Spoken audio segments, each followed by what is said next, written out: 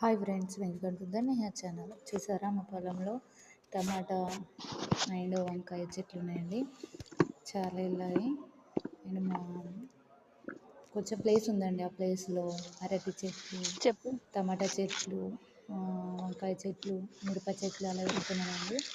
ఒక గోళ అరటి గోళ అయిందండి. దానికి పండు మొక్కాలని అట్లా సంచి కట్టామండి.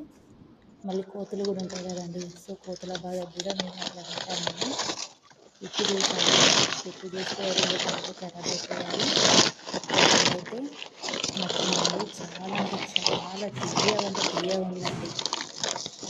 చాలా అంటే చాలా టేస్టీగా ఉన్నాయండి. చెట్టు దగ్గర న్యాచురల్ అరటి పండు తినడం అంటే ఎంత బాగుంటుందో కదా. సో ప్లీజ్ అండి, subscribes and like and comment అండి. Thank you.